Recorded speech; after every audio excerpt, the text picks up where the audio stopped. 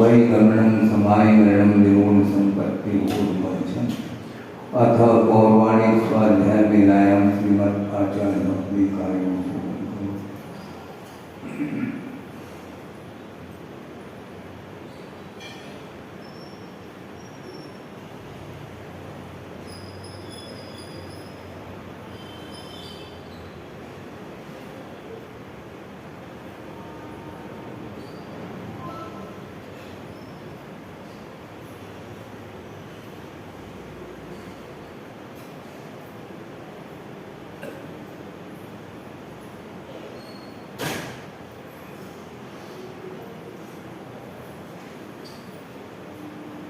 शुद्धजल विपालयेभ्य स्वकर्मत विभावना पटुमतेभ्य सुचरितपोटिदेभ्यो नमो गुरुभ्यो गुरुभ्यो सत्य सुन समग्रे पंचम्याचार्यकरण संदर्शे शिष्यानुगुणे धम्माय सदा वंदे गुरुवत्य संजीवेन करंत संसार सायरं घोरं चिन्नन्ति अर्थकम्मं जन्मन मरणं न पावेन्ति ये नित्यं तदमंत्र ओम निर्काल्यानाग्निहोत्राकुला शर्करमा निर्कालको धनगना साधु प्रिया साधवा शील प्रावरणा गुणप्रवरणा चंद्राकृति जोदिका मोक्षद्वार पाठ पाठ नृटा क्रीडन्तु मां साधवा गुरुव पांतुं नित्यं ज्ञान दर्शन नायिका चारित्राटगंभीरा मोक्ष मार्गोपदेशिका श्रीशामी वंते आयुर्वते कांसोपदस्सालोचन समनान समनर्तन समसद्युक्तान पंचमे आचारान आयर्यान आयरादिनानुदेशान वज्रायान तिरेणुलपालयान सौसान सैंचनवंचेमि पूजेमि वंदामि नमंसामि लोककौ कमको भुलाओ सुवै गमनं समायमरणं निर्गुण संपत्ति ऊर्ध्वम् नमः श्री वर्धमानाय निर्धूत कलिलात्मने स्वरूपाणां विलोकानां यद् विद्यादर्पणाय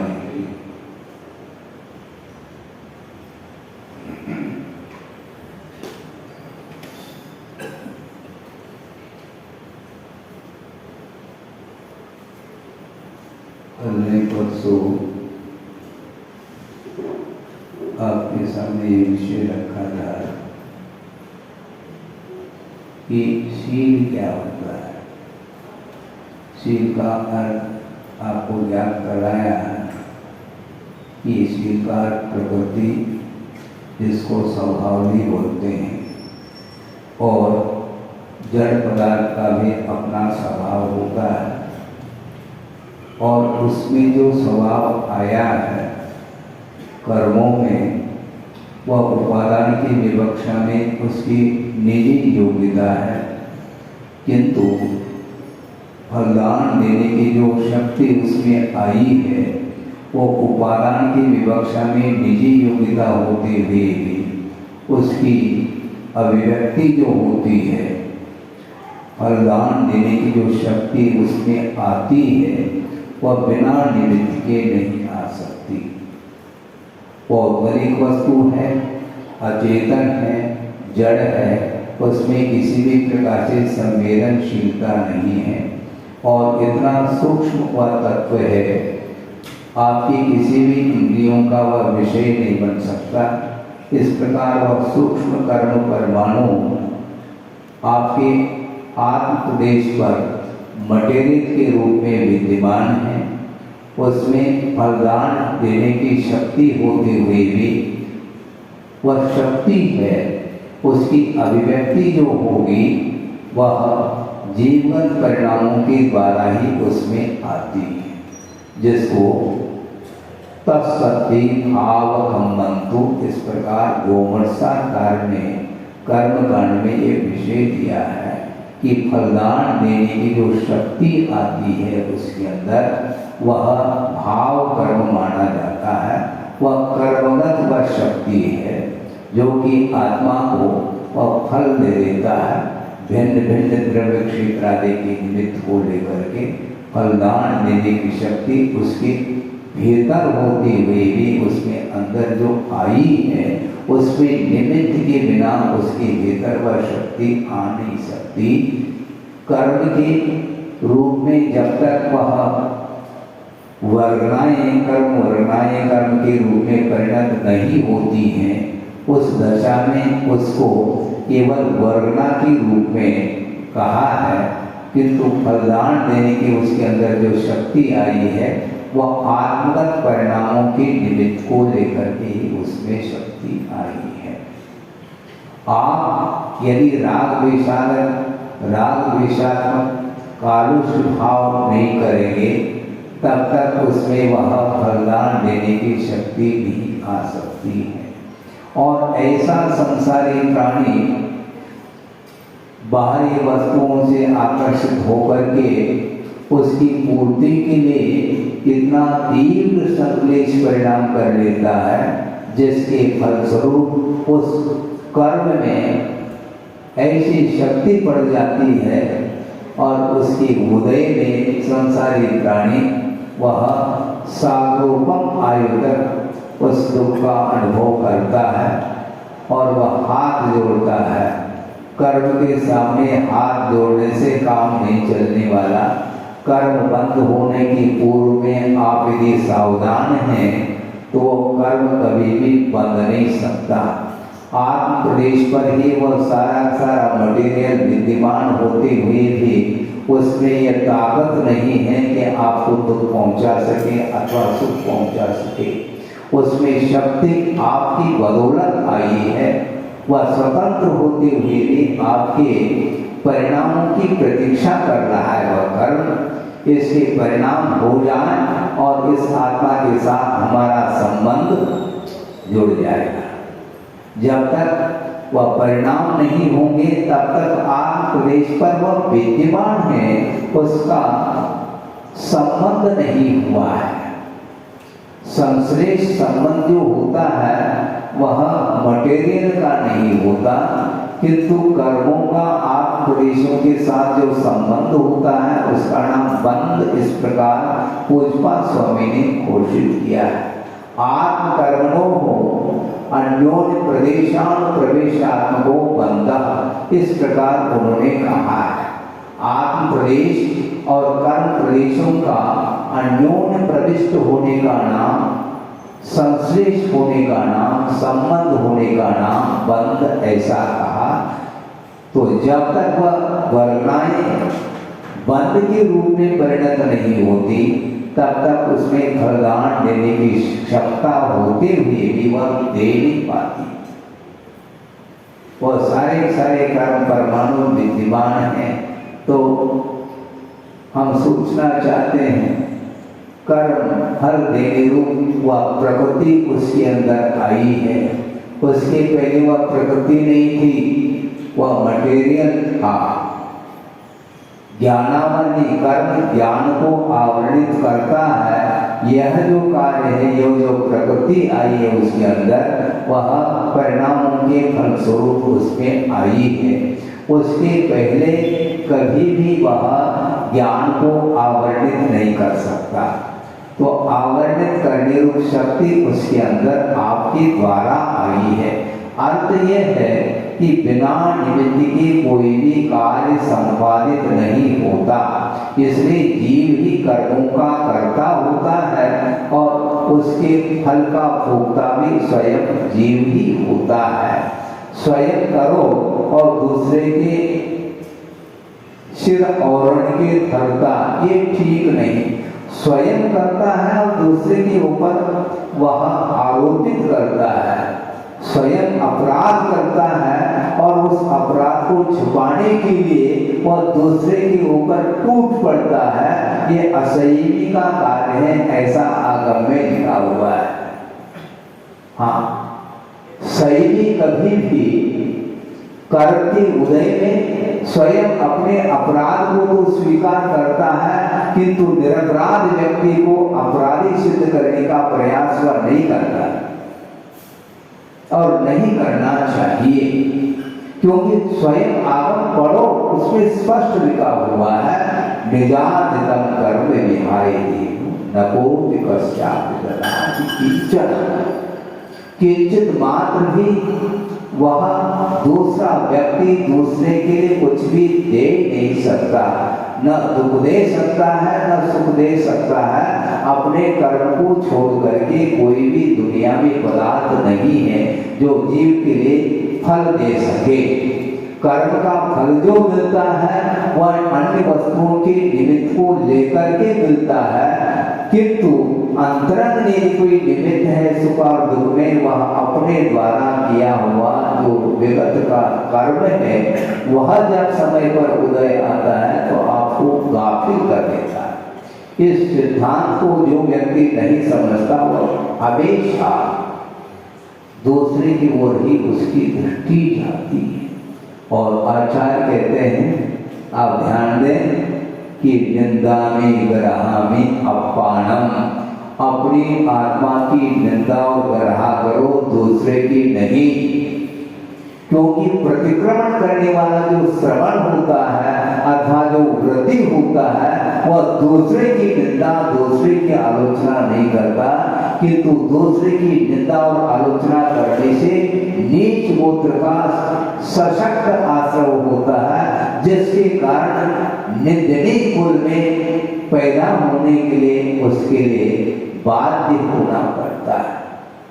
और पुण्य के उदय में, उच्च गोत्र के उदय में, उच्च कुल में पैदा होकर के देवगुरु शास्त्र का समागम को प्राप्त करके और वृत्ति बढ़ जाता है, श्रवण आदि पद को प्राप्त कर लेता है। इसके उपरांत भी आचार्य कहते हैं अभी तुम्हारा मोक्ष मार्ग शुरुआत हुआ है, एंड नहीं, हाँ प्रारंभ हुआ है। जब तक बाहरी 10 प्रकार के परिग्रहों का विमोचन नहीं करता तब तक वह निर्ग्रंथ अवस्था नहीं आती। आप समझ रहे हैं? हाँ, निर्ग्रंथ अवस्था नहीं आती। ग्रंथ का अर्थ परिग्रह होता है और बाहरी परिग्रह 10 प्रकार का होता है। उन 10 प्रकार के परिग्रहों का परित्याग करने के उपरांत वह दिगंबर अवस्था आती है। और आचार्य इसके उपरांत कहते हैं, आप ध्यान दें, यह श्रवण पद आपने अंगीकार किया है, बाहरी परिग्रहों का विमोचन किया है। अब सही मायने में साधना आपकी प्रारंभ हो रही है, जो कि अंतरंग परिग्रह है, जिसको मूर्छा परिग्रह बोला है। उसके उदय के कारण ही अन्यान्य वस्तुओं के प्रति आसक्ति जागृत होती है। बाहरी परिग्रहों का विमोचन करने के उपरांत भी उसके कर्म अतीत में जिसका अर्जन किया था वह समय समय पर कर्म उदय में आता है, तो समय उस श्रवण को भी गाफिल कराने में वह कारण सिद्ध होता है। इसलिए आचार्य कहते हैं बाहरी परिग्रहों का विमोचन किया, बहुत अच्छा किया, किंतु अब छोड़ी हुई वस्तुओं को याद नहीं करना। यदि पुनः उन्हीं वस्तुओं का स्मरण कर लेता है तो वह निर्ग्रंथ अवस्था को प्राप्त करने के उपरांत भी वह कर्म का बंध निरंतर करता चला जाता है, जिसके कारण वह भाव लिंग समाप्त हो जाता है। हो तो समाप्त होगा, नहीं हो तो समाप्त होने का कोई प्रश्न ही नहीं उठता।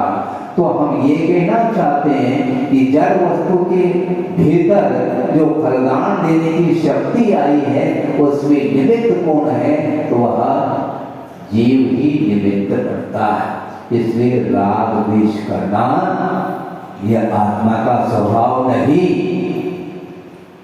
क्या कहा? राग द्वेषादि भाव करना ये आत्मा का स्वभाव नहीं, अर्थात आत्मा का ये शील नहीं।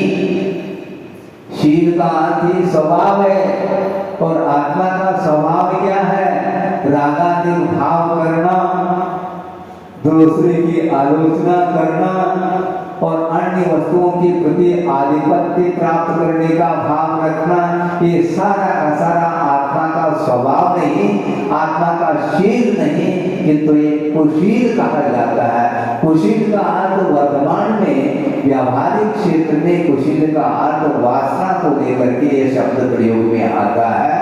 किंतु कुंद कुंद आचार्य जैसे महान अध्यात्म संत, उन्होंने अष्टकोण आदि ग्रंथ में जहां तक मुझे स्मरण है कि शील को स्वभाव के रूप में स्वीकार किया और शीलम विषय विरागो ऐसा उन्होंने भाव रखा है गाथा के अंदर। विषयों की प्रति विरक्ति का नाम शील है ऐसा कहा। तो आत्मा का भी शील है और जड़ वस्तु का भी शील का स्वभाव है।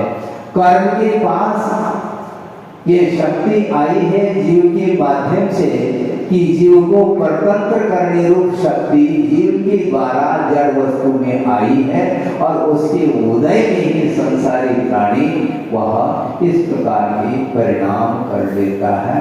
इसलिए हमें बंध से मुक्त होना है तो कम से कम हमारा क्या स्वभाव है इसको ख्याल में रखना चाहिए।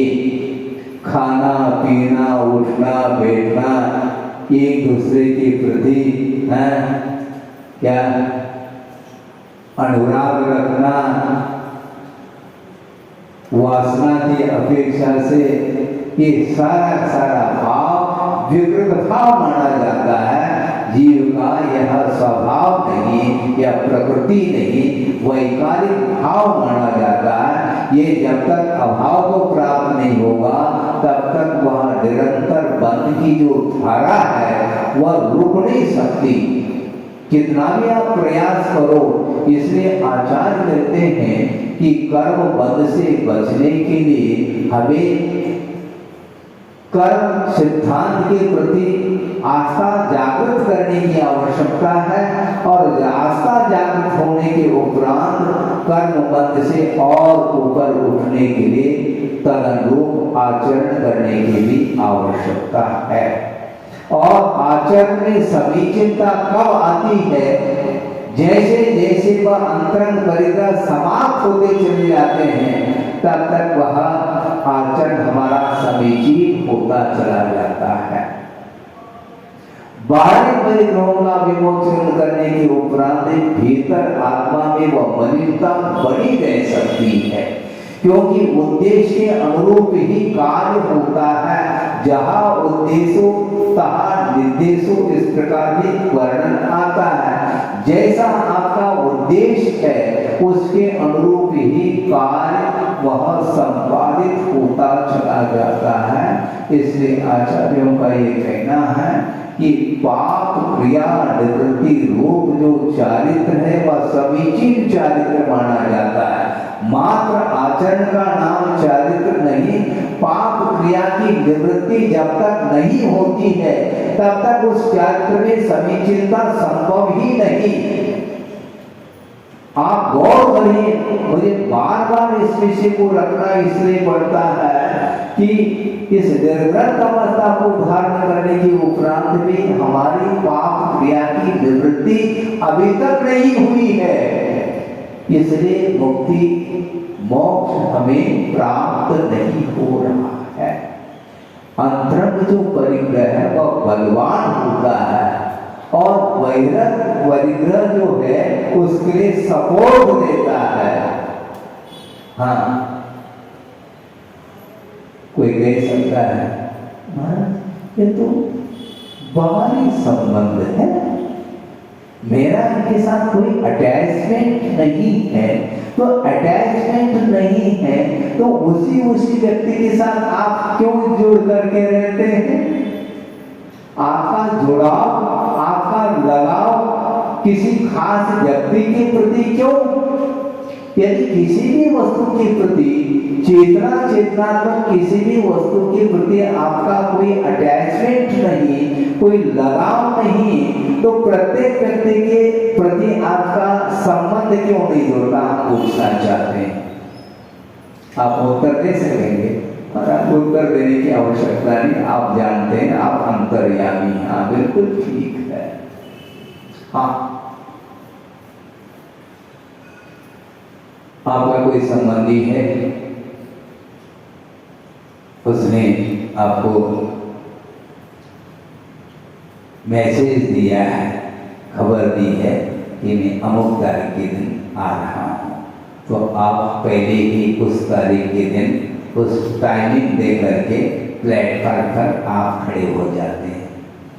आप ही क्यों खड़े होते हैं? और दुनिया तो बहुत सारी है ना, वो क्यों नहीं जाती लेने के लिए?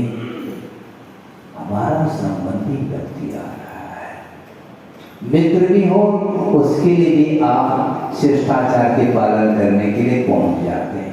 और अपना कोई रिलेशनशिप है तो उसके लिए भी आप पहले से ही यहाँ पर अभिषेक करने के लिए पहले से समय पर आओ, नहीं प्रतीक्षा करनी पड़ेगी।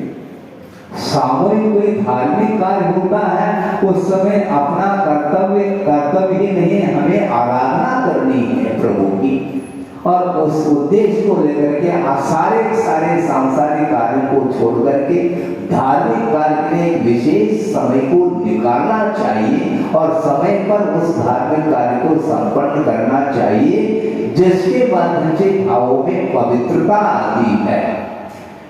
जिन कार्यों के माध्यम से आत्मा में पवित्रता आती है उन कार्यों को तो हम औपचारिक के रूप में करते चले जाते हैं, और जिनके साथ हमारा जिनके साथ संबंध रखने से हमारे परिणाम में कोई भी पवित्रता नहीं आती, बल्कि राग भाव और बढ़ जाता है। किंतु बिफोर समय जाकर के प्रतीक्षा करने गाड़ी आने वाली है। हाँ, और जो ही गाड़ी प्लेटफॉर्म पर खड़ी होती है और उसने पहले से मैसेज दिया है अमुक डिब्बे में हूँ और नंबर तक उसने बता दिया, तो उसी नंबर पर आप खड़े हो जाते हैं और आते ही उसको आलिंगित करते हैं, क्यों, कैसा है, क्या है, क्योंकि बहुत दिन से वह आपसे संबंधी होकर के भी व्यापार आदि के अपेक्षा से आपका संबंध होते हुए भी उसकी दूरी के क्षेत्र की अपेक्षा से बहुत दिन की प्रतीक्षा आपकी थी और उसकी भी थी, और जो भी मिलन हो जाता है वह दोनों की आंखों में आश्रू देखने को मिलती है। ये हर से क्या वस्तु है? ये आनंद आश्रू है महाराज। ये आनंद किसमें है? बोलो। हर्ष आश्रू धार्मिक क्रियाओं के माध्यम से हर्षाश्रु होना ये अलग वस्तु, किंतु वहां पर जो है विषय के साथ संबंध जुड़ा हुआ है, उसके कारण वहां हर्षाश्रु, हर्ष अपने आप में हर्ष की परिणति यह भी मोह की ही परिणति है। आपको ध्यान से सुनना है। हर्ष और विषाद ये दोनों पर्याय, ये दोनों मोह की पर्याय है। कभी हर्ष का, कभी विषाद का, कभी विषाद का, कभी हर्ष का अनुभव करता है, और वह हर्ष आमोद प्रमोद जो भाव है वो धार्मिक क्षेत्र में ही होता है, तो उसके माध्यम से विशिष्ट सासे पुण्य का अर्जन करने में वह हेतु बन जाता है। किंतु इस विरक्ति व्यक्ति के भीतर इस प्रकार के धर्म के प्रति प्रमोद भाव जागृत होता है। ये दुर्लभ है बंधुओं। हाँ, इसलिए परिग्रह, बाहरी परिग्रह का विमोचन करने के उपरांत भी भीतर से यदि वह हल्का महसूस नहीं करता है तो उसके अंदर अभी भी अंतरंग परिग्रह विद्यमान है, ये सिद्ध है। हाँ, ये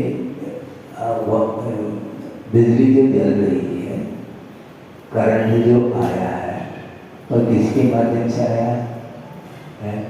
बोलो। वायर से करंट नहीं, वायर से बिजली नहीं, वायर के माध्यम से वह बिजली आई है, वह करंट आया है। उसी प्रकार ये बाहरी परिग्रह के कारण भीतर के परिग्रह जागृत होते हैं। और वायर समाप्त होने के उपरांत भी बिजली जो की जो बड़ी रहती है, उसकी अभिव्यक्ति नहीं हो पाती। करंट है, लाइन है और वायर है और स्विच ऑन है, तो करंट प्रवाहित हो जाए। उसी प्रकार और वो वायर आप निकाल भी दो और स्विच ऑफ भी कर दो, किंतु वह बिजली विद्यमान है। इसको बोलते हैं अंतरंग कारण। अंतरंग कारण बहिरंग कारण के माध्यम से उसकी उदीरना अधिक हुआ करती है। इसलिए बाहरी परिग्रह से बचो, इस प्रकार बार बार आगमकार कह रहे हैं। और आगम के अनुरूप सुन करके, उपदेश को सुन करके बाहरी परिग्रहों का तो विमोचन किया है, किंतु पुनः वापिस वह राग भाव जागृत होता है। क्यों होता है? छोड़ दिया ना महाराज, ऊपर के थे वो छोड़ दिया। आपके जितने भी बाहरी परिग्रह हैं, इसका आत्मा के साथ जो संबंध है वो बिल्कुल औपचारिक संबंध है, किंतु अंतरंग जो कर्म है उसका संश्लेष संबंध है, उसको निकालने का पुरुषार्थ हमें करना है। बाहरी परिग्रह का विमोचन करने का मात्र इतना ही नहीं कि हमने बहुत त्याग दिया। महाराज आप त्याग की प्रशंसा नहीं कर रहे, न कभी आप ज्ञान की प्रशंसा करते हैं। आप करना क्या चाहते हैं? आपका क्या उद्देश्य क्या है? आप क्या कहना चाहते हैं? मैं सही कह रहा हूँ। आचार्यों ने कहा है बाहरी परिग्रहों का विमोचन किए बिना भीतरी परिग्रहों का अभाव संभव नहीं। बहुत एक छोटा सा दृष्टांत आपके सामने रख रहा हूँ ताकि उसके माध्यम से विषय आपको ज्ञात हो सके। आपने देखा होगा कि चावल की खेती होती, बोलो गलत बात। अब गलत कहने से आप सही से बोलने लगे। उसके पहले तो बोलने में तो ये आता है कि महाराज चावल की खेती होती है, उसके लिए बहुत पानी की आवश्यकता। हाँ, पानी की आवश्यकता तो है, लेकिन चावल की खेती नहीं होती, धान की खेती होती है? अब चावल न बोलियो, धान की खेती होती है। अच्छा, अब धान है आपके सामने रख रहा हूँ दृष्टांत देने के लिए। उसके ऊपर छिलका है कि नहीं? और छिलका, छिलके के भीतर भी एक और है। क्या है वो? ललाई उसकी। क्योंकि चावल जो बनेगा वो धान को बिना उठे, उस धान के छिलके को बिना उतारे चावल नहीं बना सकते, और उस छिलके को उतारा जाएगा। उसके बाद ललाई को भी उतारा जाता है, तब वह चावल में ना सफेद माना जाता है, श्वेत वर्ण वाला है। अब हमें पूछना चाहते हैं, ऐसा कोई भी मशीन है आपके पास कि छिलका तो न उतरे और भीतर की ललाई उतर जाए? देखा नहीं? और कोई प्रोग्रेस है विज्ञान में, ऐसी कोई तकनीकी, कोई टेक्नोलॉजी आ जाए कि भीतर की लड़ाई उतर जाए और बाहर का छिलका झोंका क्यों बना रहे? संभव नहीं है। उसी प्रकार भीतरी परिग्रह का विमोचन, यानी जो कषाय का अभाव आप तभी कर पाएंगे जब बाहरी परिग्रह का विमोचन करेंगे। और बाहरी परिग्रह का विमोचन करने के उपरांत भी बाहरी वस्तुओं के प्रति हमारा लगाव, हमारा आकर्षण बना हुआ है, तो आचार्य कहते तुमने कुछ भी नहीं छोड़ा, ये ध्यान रखो। केवल बिना छिलका पर उतार दिया, अभी ललाई उतारनी बाकी है। ललाई को उतारने के लिए जो मूसल के द्वारा कूटा जाता है वो हल्के हाथ से कूटा जाता है ताकि वह अक्षत बना रहे। अक्षत का मतलब क्षत विक्षत न हो सके चावल। इसलिए वो बाहरी छिलके को निकालने के लिए जो मूसल की मार पड़ती है, चोट, वो थोड़े बहुत अच्छे ढंग से पड़ते हैं, लेकिन बहुत ही ज्यादा भी नहीं। किंतु लड़ाई को निकालने के लिए तो और हल्की मार की आवश्यकता है। किंतु इससे ठीक विपरीत यहाँ पर है। आपने छिलका तो उतार लिया, किंतु वह भीतरी जो लड़ाई है उसको उतारने के लिए आचार्य कहते हैं निर्दय भस्म साथ व्यायाम, ऐसा कहते बिना दया किए क्योंकि मोहनी कर्म के ऊपर तुम दया करोगे तो काम बढ़ने वाला नहीं। जिन पदार्थों के प्रति हमारा आकर्षण बढ़ रहा है वह भीतरी अंतरंग जो मोहनी कर्म है उसके उदय के कारण है। इसलिए बाहरी पदार्थों का जिस प्रकार हमने विमोचन किया है उससे भी अच्छे तरीके से, बल्कि उनका विमोचन करने के उपरांत ही सही, उनका बाहरी परिग्रहों का विमोचन करने के उपरांत ही सही मायने में हमारी साधना प्रारंभ होती है, ऐसा आचार्य कहते हैं। इसलिए अलर्ट हो जाइए। आचार्य बार बार कहते हैं वृत्तियों के लिए, क्योंकि जो गृहस्थ है उसकी दशा अलग ही है, किंतु जो व्रती है, जिन्होंने व्रत अंगीकार कर लिया है, चाहे वह अनुव्रती हो चाहे महाव्रती हो, और व्रती बनने के बाद और अलर्ट होने की आवश्यकता है।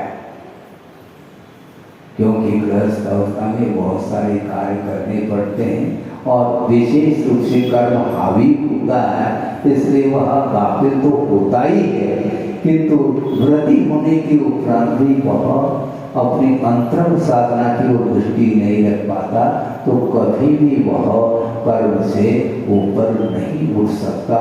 तो कर्म में जो प्रकृति अर्थात फलदान देने की जो शक्ति आ जाती है, प्रकृति भी पड़ी है, नेचर भी उसमें आया है और जीव की परिणामों के द्वारा आया है, और उसमें फलदान देने की शक्ति भी जीव के कषाय भाव के द्वारा ही आया है। तो जिस प्रकार बुद्धि पूर्वक कषाय भाव करके कर्म का अर्जन किया है, बंद किया है, तो उसका क्षय करने के लिए भी हमें ही पुरुषार्थ करना पड़ेगा। अब बैठे बैठे जो है हमारा दुख खाओ कम खाओ ऐसा कहने से नहीं होगा, ध्यान रखो। तो कहना बंद करने के आप बंद नहीं करो, किंतु इस प्रकार कहने से काम नहीं चलने वाला। तत्समीक्षा में दुक्कड़म कहो और बार बार जो कार्य नहीं करने योग्य है वही करते चले जाओ, तो इसका कोई भी मायना नहीं निकलता। भाव प्रतिक्रमण करो, भाव पूर्वक अपनी की हुई अनर्थों की आलोचना करो। बल्कि आचार्य कहते हैं आलोचना के पीछे भी संसारिक प्राणी 10 प्रकार का दोष और लगाता है। मतलब कोई मिला करके दोषों के प्रति दृष्टि नहीं जा पा रही, बल्कि उन दोषों को आप गुण के रूप में स्वीकार करना चाहते हो क्या? अरे गुण को गुण के रूप में स्वीकार करो, दोष को दोष के रूप में स्वीकार करो और उसको छोड़ने का पुरुषार्थ करो, तब तो आपका मोक्ष मार्ग बरकरार बना रहेगा। अन्यथा ओनली ड्रामा, ऐसा आचार्य कहते हैं। हम ड्रामा शब्द का प्रयोग कर रहे हैं, कोई बाधा थोड़ी इसमें, क्योंकि अतीत में संसारी प्राणी ने इसके अलावा कुछ नहीं किया, इसलिए यहाँ पर उसकी उपस्थिति है संसार में। संसार में क्यों बैठे हमें बताओ, इसका उत्तर क्यों आप ही दे दो। हमारी कहने की आवश्यकता इसलिए नहीं क्योंकि मैं भी यहीं पर हूँ, हाँ मैं भी तो यहीं बैठा हूँ। केवल आपके लिए उपदेश नहीं, आपको एक निमित्त बना करके हम खुद के लिए भी संबोधित कर रहे हैं, ध्यान रखो। नहीं तो एक प्रकार से एकांत से आपकी आलोचना हो जाएगी, आलोचना करने के लिए नहीं बैठा हूँ, किंतु आगम में जो बात आई है वह जिनवाणी है, जिनेन्द्र भगवान की वचन है कि देखो इस प्रकार के परिणाम करोगे तो कर्म का क्षय होगा, इस प्रकार के परिणाम करोगे अर्थात पवित्र परिणाम करोगे तो कर्मों का क्षय देखने में आता है, और अपवित्र परिणाम के साथ यदि जीवन व्यतीत करोगे तो निरंतर कर्म का ही बंध होगा। उस बंध से आपको कोई भी ब्रह्मा भी आ जाए, भगवान भी उतर करके आ जाए, उस कर्म बंध से आपको छुड़ा नहीं सकते, ये कहा गया। इसलिए अंतरंग परिग्रह को समाप्त करने के मोक्ष मार्ग पर आरूढ़ होना यह सार्थक सिद्ध होता है, अन्यथा उस मोक्ष मार्ग पर वो वस्तुतः बहिरंग है, बहिरंग है। निरंतर परिणाम यदि मान लो हमारे पूर्वज हो रहे हैं तो वो किस कारण की वो साधना, वो साधना बहिरंग साधना है। आपने मान लो दूध तपाने के लिए रखा है पात्र को, किंतु पात्र तप रहा है, दूध है नहीं उसमें, पात्र तप रहा है, उसमें जल है नहीं, तो आप किसको तपाना चाहो? दीर्घ काल तक भी, पूर्व कोटि तक भी इस शरीर को तपाओगे, किंतु एक बार भी कर्म का संवर नहीं होगा, क्योंकि अंतरंग साधना के अभाव में कभी भी कर्म का संवर और कर्म की निद्रा संभव ही नहीं। ये आगम खोल करके देखी, इसलिए निंदा में, ग्रहामी, अपमान, इस प्रकार वह भाव प्रतिक्रमण और भावपूर्वक आलोचना करता है। गुरुदेव ने एक बार कहा था स्वाध्याय के दौरान कि देखो जितने भी वृत्ति बने हैं उनको फोकस करके वो कह रहे हैं, क्योंकि जो वृत्ति बना है, चाहे वह महावृत्ति हो चाहे अनुवृत्ति हो, उसने जीवन को समर्पित किया है, यानी घर इत्यादि छोड़ करके, सारा छोड़ करके आया है और पुनः गाड़ी रिवर्स में जाए, इसलिए बार बार सचेत करते हैं कि देखो ठंड के दिनों में 14 घंटे की रात होती है और दिन कितने घंटे का? 10 घंटे का। 2 घंटे रात के बढ़ गए, 2 घंटे दिन के घट गए, अब क्या करोगे? और 14 घंटे की रात को कैसे निकाले महाराज? रात को कैसे काटे? करोड़ से काटना चाहो क्या रात को कैसे काटोगे? अपने किए हुए अनर्थ को याद करो, कहा उन्होंने। अतीत में तुमने जो अनर्थ किया है उसके फलस्वरूप तुम्हारा संसार जो का जो बना है, इसलिए निरंतर अपनी आलोचना, अपनी निंदा, अपने अनर्थों को याद करते हुए पश्चाताप रूपी अग्नि में झुलसते हुए रात को व्यतीत करो, तब कर्म कटेंगे, नहीं तो ऐसे रात को कई निकल चुके हैं।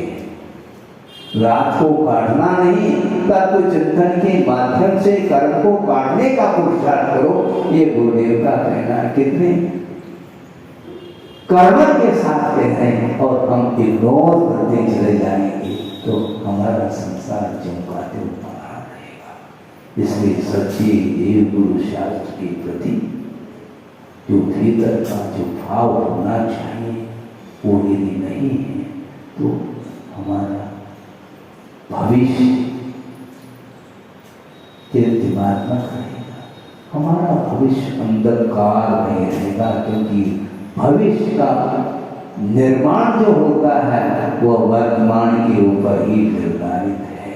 वर्तमान में आपके परिणामों में पवित्रता, उज्ज्वलता है तो निश्चित रूप से ये विश्वास है, अकाट सिद्धांत है कि भविष्य हमारा उज्ज्वल रहेगा, इसमें कोई संदेह नहीं है। इसलिए हम ये कहना चाहते हैं कि बहुत सारा विषय अनायास इसलिए निकल आता है क्योंकि तत्व चिंतन करने से अब परिश्रम नहीं होता, ऑटोमेटिक वो भाव आते चले जाते हैं। इसको बोलते धीरे करके स्वाध्याय करो। अपन स्वाध्याय तो करते हैं, पढ़ने पलटते चले जाते हैं, किंतु आत्मा भीग नहीं आती, संवेदन भीतर नहीं है तो कर्मों की निर्जरा संभव नहीं है। बाहरी चिंता को उतारो और अंतरंग जो कर्म है, अंतरंग परिग्रह, उसके ऊपर कुठाराघात करो और एक बार में यदि कुठाराघात कर ली आपने भीतर से तो अनंत काल के लिए वह कर्म से आप मुक्ति का अनुभव कर पाओगे। कहना अलग वस्तु और प्रैक्टिकल करना अलग वस्तु है। एक प्रसंग आपके सामने रख रहा हूं। विद्वान होकर के भी वह ज्ञान काम में नहीं आता। कुंडलपुर की बात है कि तत्व चर्चा चल रही थी, सामने ग्रंथ रख करके तत्व चर्चा में लीन थे आचार्य महाराज और सामने 2-4 विद्वान भी बैठे थे। तत्व चर्चा में एकाग्र होकर के चर्चा चल रही है, गहन चर्चा, और इसके उपरांत समय हो गया। वो अपराह्न का समय था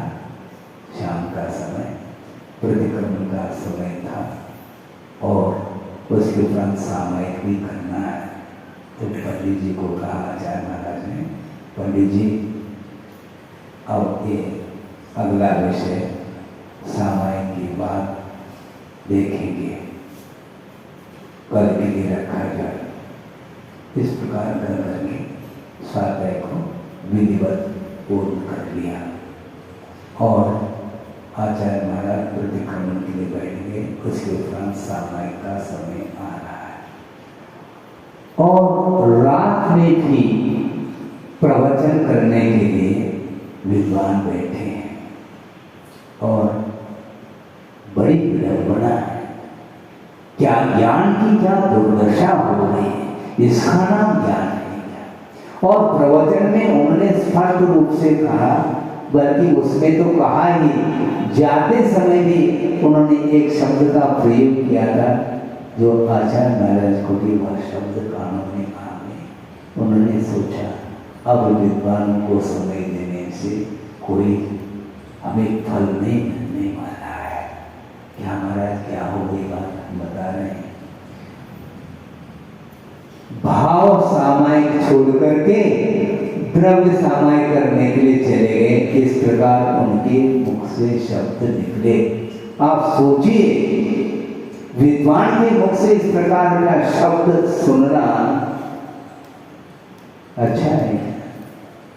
मतलब स्वाध्याय करना तो भाव सामायिक हो गया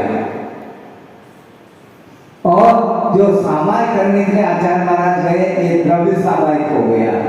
क्या कहना चाह रहे हैं आप? द्रव्य सामायिक के बिना भाव सामायिक संभव ही नहीं है। ये आगे में लिखा हुआ है, ध्यान रखो। केवल घंटा तत्व चर्चा सात तत्व की चर्चा कर रहा होगा और फिर तत्व चर्चा समाप्त होने के उपरांत क्या कर रहा है? जो कर रहा है वही कर रहा है जो रोजमर्रा करता है। मात्र ग्रंथ खोल करके पढ़ने का नाम स्वाध्याय नहीं।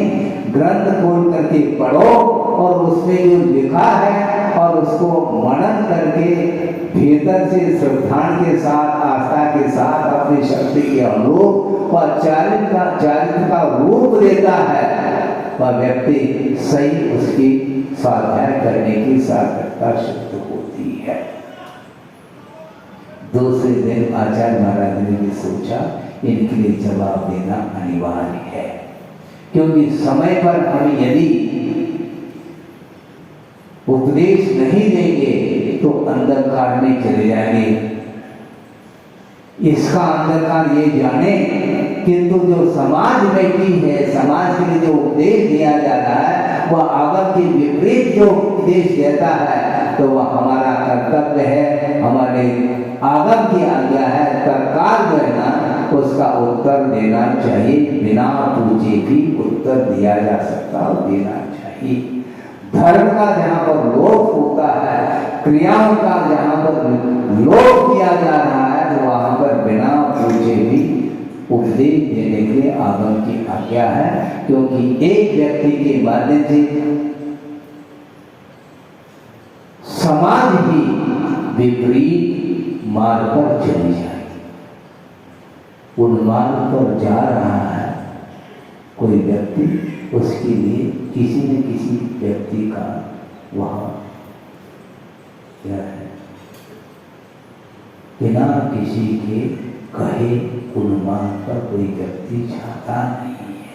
इसलिए आप चरित्र का पालन कर सको या ना कर सको, इसमें हमें कोई भी तकलीफ नहीं, किंतु विपरीत प्रतिपादन करने के लिए तुम खड़े हो जाएंगे तो हमारा अधिकार है कि वह व्यक्ति सभा में बैठने का अधिकारी नहीं है।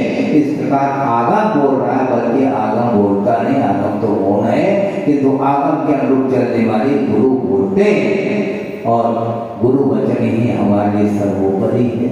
इसलिए हम ये कहना चाह रहे हैं कि वह प्रकृति जड़ में जो प्रकृति आई है, जो नेचर आया है और उसमें जो वरदान देने की शक्ति जो आई है, वह संसारी प्राणी की विकृत परिणाम के द्वारा ही उसमें वरदान देने की शक्ति आई। इसलिए हमें देव गुरु शास्त्र की श्रद्धा करके यथाशक्ति व्रतों का पालन करते हुए अपनी आत्मा की आलोचना निंदा करने के लिए यह समय है, इसी का नाम वस्तुतः सामायिक है। ऐसा कहा। सामायिक में और क्या किया महाराज ने? सामायिक में क्या करना? सामायिक में कुछ करना होता है क्या?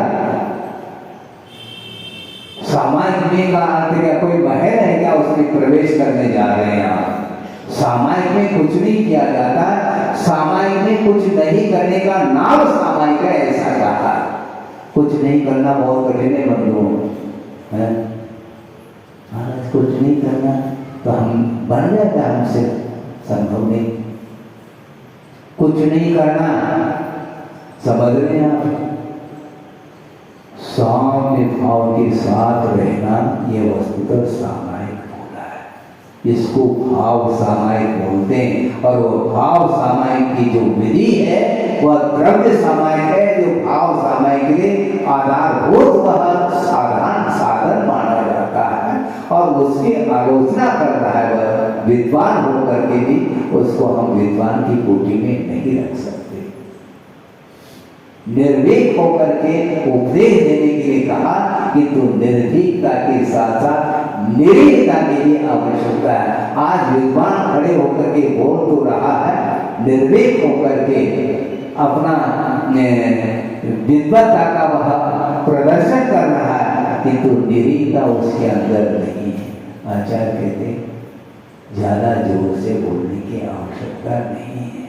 आप नबे तोड़े शब्दों से बोलिए और प्रिय शब्दों का प्रयोग करिए, किंतु किसी भी प्रकार से श्रोता से कोई अपेक्षा नहीं रखते हुए जो उपदेश किया जाता है, दिया जाता है, वही व्यक्ति सत्य का उद्घाटन कर सकता है। सत्य का उद्घाटन बिना निरीक्षता के संभव नहीं। चाहे वह श्रवण हो, चाहे वह श्रावक हो, उपदेश देने के लिए यदि बैठा है वह निरीह वृत्ति के साथ ही उसको उपदेश देना चाहिए, क्योंकि निरीहता के साथ जो उपदेश होता है उसी उपदेश में करुणा बहती रहती है। आवेश में आकर के कोई भी व्यक्ति बोलेगा तो उसके माध्यम से सत्य का उद्घाटन संभव नहीं। इसलिए आचार्यों का ये कहना है, अपने भाव को उज्जवल बनाना चाहो तो अपनी निंदा, अपनी आलोचना अपनी करना करो। निंदा में गरामी अपमानम कहा, दूसरे की आलोचना, दूसरे की निंदा करोगे तो पतन ही पतन होगा। हाँ, क्योंकि आगम में लिखा है मिथ्या दृष्टि की भी आलोचना न करो। क्या सुना आपने? सब लोग सुने? हाँ, मिथ्या दृष्टि के प्रति भी द्वेष भाव न रखो। तो मिथ्या दृष्टि की प्रशंसा कर रहे क्या? प्रशंसा की बात नहीं की जा रही है, किंतु निंदा भी नहीं करो, उसकी प्रशंसा भी नहीं करो, तटस्थ भाव के साथ रहो, उसका कल्याण हो सकता है। क्योंकि उसकी प्रशंसा करेंगे वह ये सोचेगा मैं जो कुछ भी कर रहा हूँ यह बिल्कुल आगम के अनुरूप कर रहा हूँ, ऐसा कहेगा। इसलिए उसका समर्पण नहीं, उसके प्रति प्रमोद भाव नहीं, किंतु उसकी आलोचना भी कतई नहीं करना चाहिए, न पीठ पीछे करना चाहिए, न उसके सामने करना चाहिए। क्योंकि आगम ग्रंथों में 4 भाव ही बताए हैं। एक प्रमोद भाव है, एक कारुण्य भाव है, एक मैत्री भाव है और एक माध्यस्थ भाव। जो माध्यस्थ भाव का पात्र है उसके प्रति माध्यस्थ भाव रखो, उसके प्रति न करुणा करो, न उसके प्रति मैत्री भाव रखो, न उसके प्रति प्रमोद भाव रखो, किंतु तटस्थ भाव रखो, तभी उसका कल्याण हो सकता है। क्योंकि दूसरे की आलोचना करने के लिए जीवन नहीं मिला, और जो निरपराध है उसको अपराधी सिद्ध करने का भाव यह अपने आप में ऐसा निकृष्ट भाव माना जाता है। इसके माध्यम से संसार का कभी भी अंत नहीं हो सकता। संसार का विच्छेद करना चाहते हो, मैं भगवान सबसे बड़ा अपराधी मैं हूँ, ये इस प्रकार कौन कर सकता है? वह संयमी की वश की बात है। जो संयमी वस्तुतः संयमी है वह कभी भी दूसरे को अपराधी सिद्ध करने का प्रयास नहीं करता। हे भगवान, हमने अनंत काल से अपराध किया है, उसको धोने के लिए इस निर्ग्रंथ अवस्था को हमने अंगीकार किया। अब अंतरंग साधना करने के लिए अवसर है। प्रतिपल वह अपने सारा का सारा जीवन का जो कुछ भी समय है वह अंतरंग साधना में ही लगाता है, और कोई भी कल्याण करने के लिए आता है तो उसकी प्रति करुणा की दृष्टि से दो शब्द आगम के अनुरूप बोल करके उसका कल्याण करने का भी भाव रखता है। इस प्रकार भाव रखने से ही हमारा चारित्र उज्ज्वल होने वाला है, क्योंकि चारित्र की परिभाषा बताकर के आए हैं, पाप क्रिया निवृत्ति लक्षणम सम्यक चारित्रम, ऐसा कहा। पाप क्रिया की निवृत्ति जिसमें है, जिन क्रियाओं में जिस आचरण में पाप की निवृत्ति हो रही है वह वस्तुतः सम्यक चारित्र माना जाता है। उसके अभाव में चारित्र तो रहेगा, किंतु उस चारित्र के माध्यम से न कर्म का आश्रव रुकेगा, न कर्म की पाप कर्म की निर्जरा होगी। पाप कर्मों की निर्जरा और पाप कर्म का जो संबंध होगा वह समीचीन आचरण के माध्यम से होता है, जिसको आचार्यों ने धर्म संज्ञा दी है। इसके सदृष्ट ज्ञान भुक्तानी धर्मम, ऐसा कहा। समीचीन दर्शन, समीचीन श्रद्धा, समीचीन ज्ञान और समीचीन आचरण का नाम धर्म है। और वही धर्म जो है संसार रूपी गर्भ से ऊपर उठा करके उत्तम सुख अर्थात मोक्ष सुख में स्थापित करने की क्षमता रखने वाला धर्म है। उस अहिंसा धर्म की हम जय बोलते हैं, इतना ही पर्याप्त है। अहिंसा परमो धर्म की जय।